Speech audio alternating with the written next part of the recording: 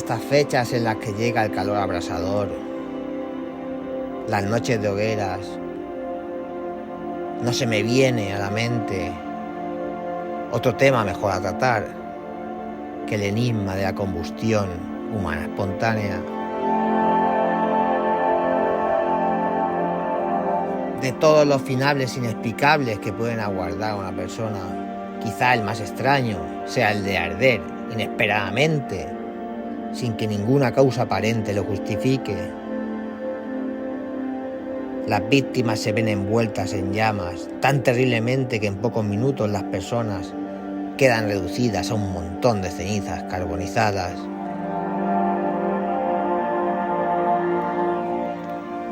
Y como es lógico, estos sucesos han provocado un gran conflicto entre médicos, investigadores y científicos en cuanto a su origen y la posibilidad de que las causas estén en el mismo cuerpo humano.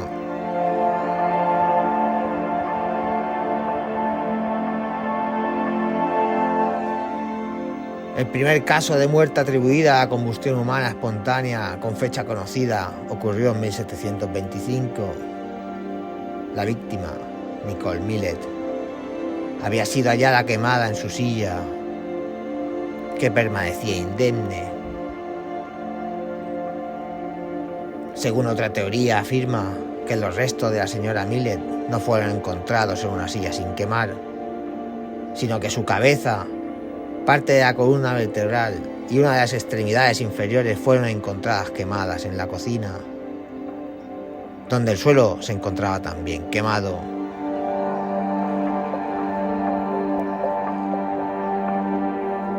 La muerte de la condesa Cornelia Bandi, de 62 años, acaecida en abril de 1731, cerca de Verona, es otro de los primeros casos.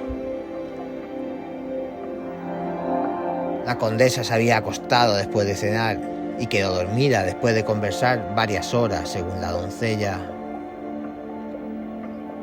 Y según cuentan las crónicas, por la mañana la doncella volvió a despertarla y fue testigo de una escena horripilante. La habitación estaba cubierta de hollín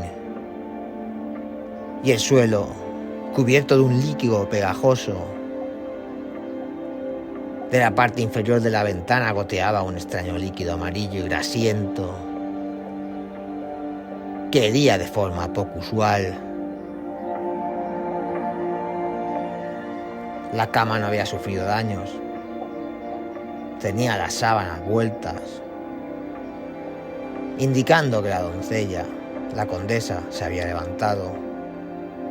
A 1,5 metros de la cama había un montón de cenizas, 2 piernas intactas, con medias, entre las que yacía el cerebro, la mitad de la parte trasera del cráneo, el mentón y 3 dedos ennegrecidos.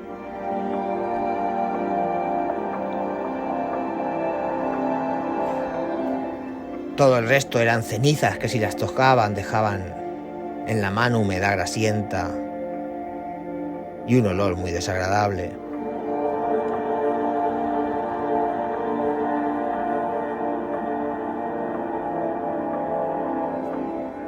Marie Reser era una señora de 67 años.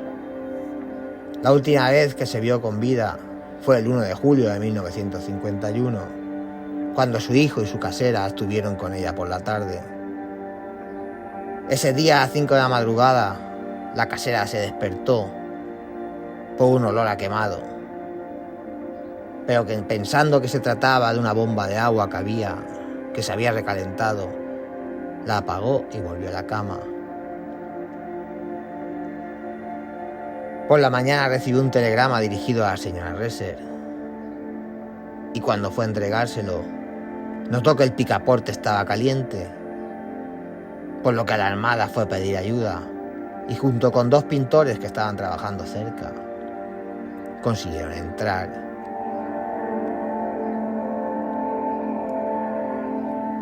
El rincón donde se encontraba la silla donde se había dejado la tarde anterior a Marie Reser se encontraba seriamente quemado. La señora Rese se había reducido a cenizas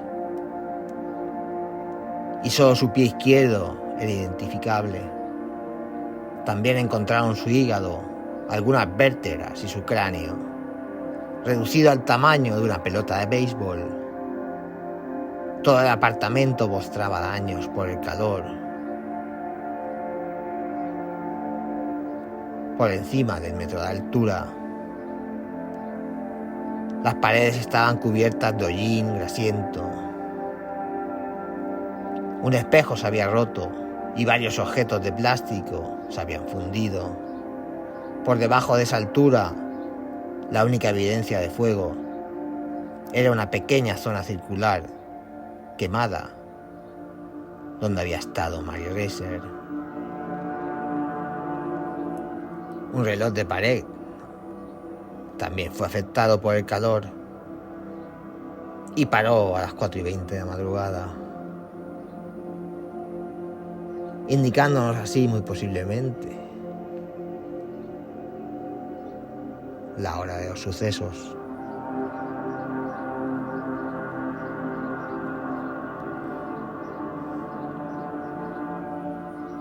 Y si hay un caso famoso, un caso significativo de la combustión humana espontánea, es el del Dr. Binling, un médico retirado. En la mañana del 5 de diciembre de 1966, Don Cosnelly entró en el sótano del edificio para leer el contador del gas. En el sótano flotaba un humo azul claro de un olor extraño. Cosnelly descubrió por casualidad en un rincón un montón de cenizas. Nadie había respondido a su saludo al entrar,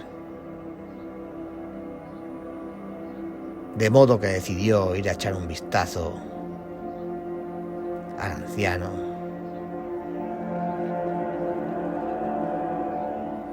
En el dormitorio había un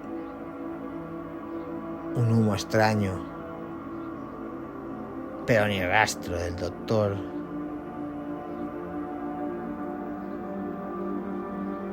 Cosnelly miró en el cuarto del baño y se enfrentó con una visión que no olvidaría nunca.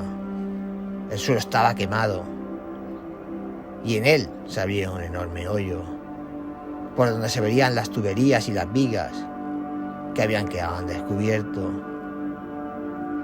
Y al borde del hoyo vi una pierna marrón, desde la rodilla hasta abajo.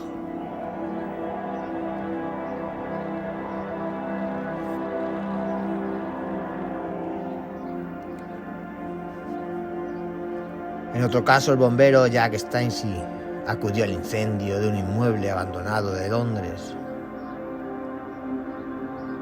La casa no tenía daños por fuego, pero cuando Stacey examinó su interior se encontró el cuerpo en llamas de un vagabundo al que conocía como Bailey.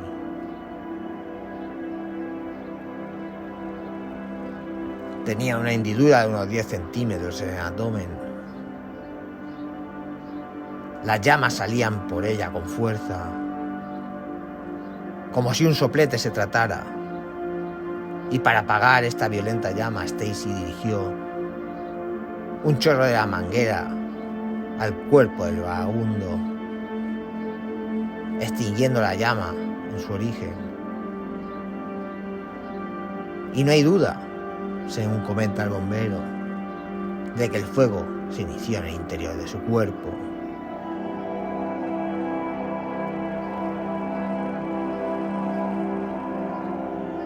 Y uno de los principales argumentos utilizados por los defensores de una causa paranormal de la combustión humana espontánea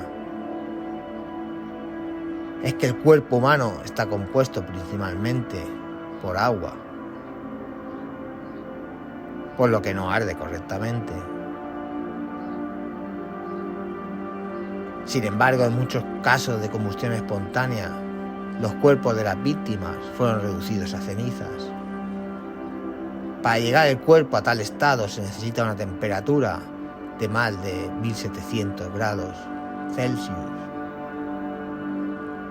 Incluso en los modernos crematorios, que trabajan con una temperatura de 870 a 980 grados Celsius, los huesos no se consumen completamente y tienen que ser molidos.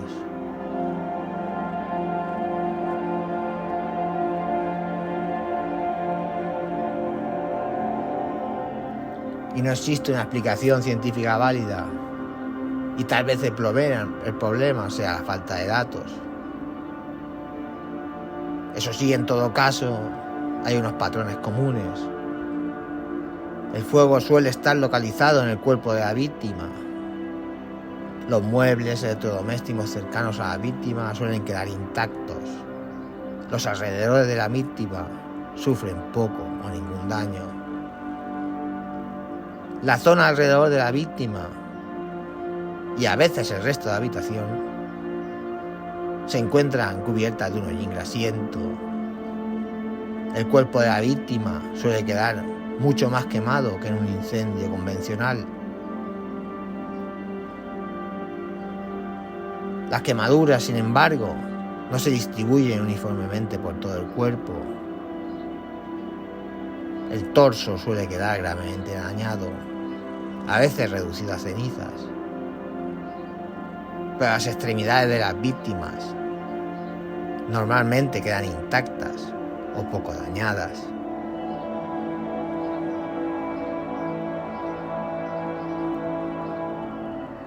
Unos recientes informes forenses demuestran que las víctimas de la combustión habrían inhalado grandes cantidades de humo, sugiriendo que solo se producía en personas vivas. Afortunadamente, las víctimas parecían adormecerse al iniciarse la combustión.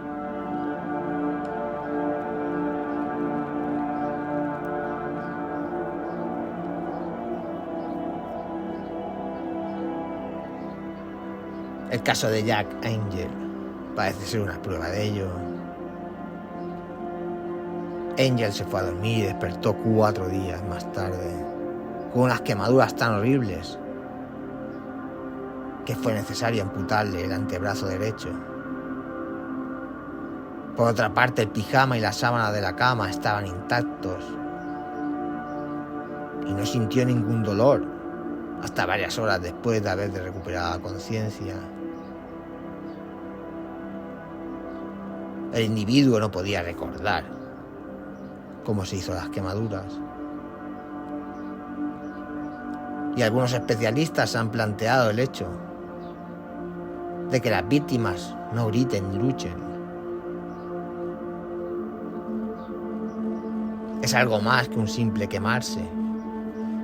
Existen elementos psíquicos que proceden o acompañan a este hecho y que podrían explicar la apatía o la incapacidad por parte de las víctimas supervivientes de explicar lo que le ocurrió.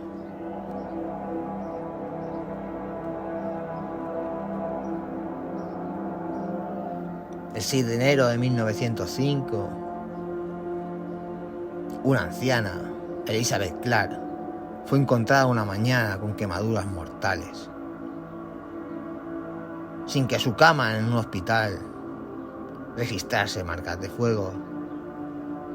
No se había oído ningún grito, ningún ruido de lucha a través de las mamparas, y la mujer fue incapaz de dar un relato coherente sobre su accidente y murió poco después.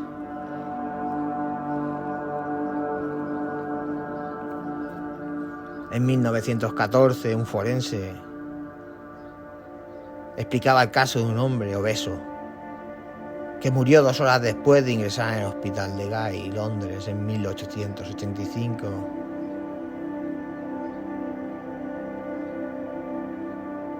Al día siguiente se encontró su cuerpo muy hinchado, con la piel distendida y completamente lleno de gas.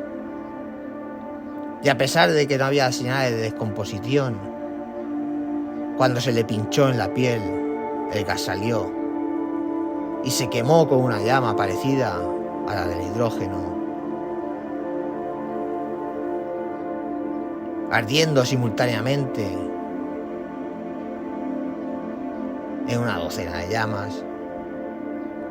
Si el hombre hubiese muerto en su casa, cerca de un fuego, hubiéramos tenido otro caso de combustión espontánea. De todas maneras, un gas de este tipo dentro de los tejidos del cuerpo sería fatalmente tóxico y provocaría una grave enfermedad o incluso la muerte de la víctima.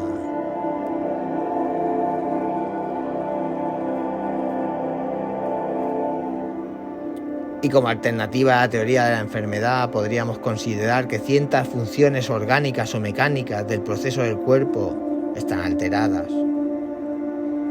En ciertas personas sedentarias, el fosfágeno, compuesto similar a la nitroglicerina, y deformación endotérmica, podría acumularse en cantidades anormales,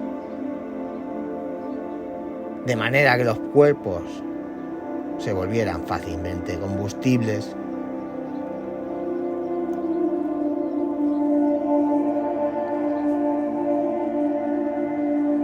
Sea como fuere, muchos interrogantes envuelven este fenómeno.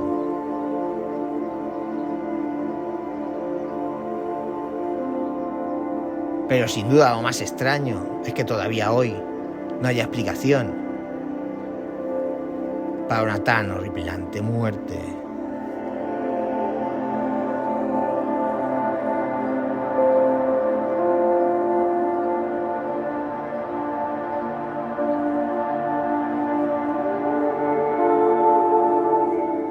Mito o realidad. Ficción, leyenda.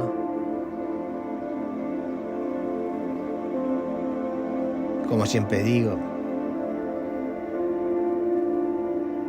os toca a vosotros ahondar en el misterio y sacar vuestras propias conclusiones.